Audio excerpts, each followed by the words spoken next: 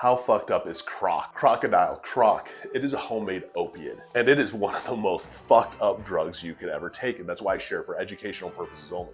Somebody just recently hit me up and what my thoughts were of Croc. So Croc is homemade, and one of the main ingredients in it is actually codeine.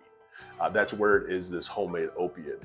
Now, things are added to it, such as paint thinner and gasoline, to give a added high to it. And yes, it does get you high. It's a very intense high for very short lived compared to normal opiates for only about 60 minutes. And this now shows you the insanity of addiction because you're getting high off of codeine, gasoline, paint thinner, some of this shit that you would never in your wildest dream ever use. But you're taking it, and why it's called crocodile is one of the effects of it is it does make your skin very scaly. It's the malnutrition that you get. This stuff can eat away at your flesh. And when it comes to the insanity of addiction, people don't just start off using Croc. You don't necessarily know sometimes what you're taking is Croc because of how it's sold. Let's face it, there is an opiate epidemic going on.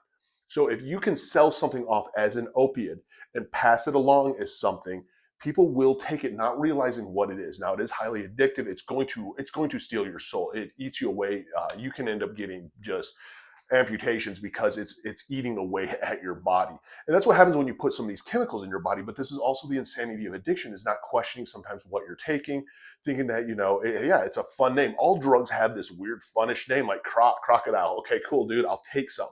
Not realizing that these long-term lasting effects of it and going through withdrawals of it is extremely intense. You're going through opiate withdrawals along with a lot of other stuff. You've done a lot of damage to your brain. It takes a long time to recover.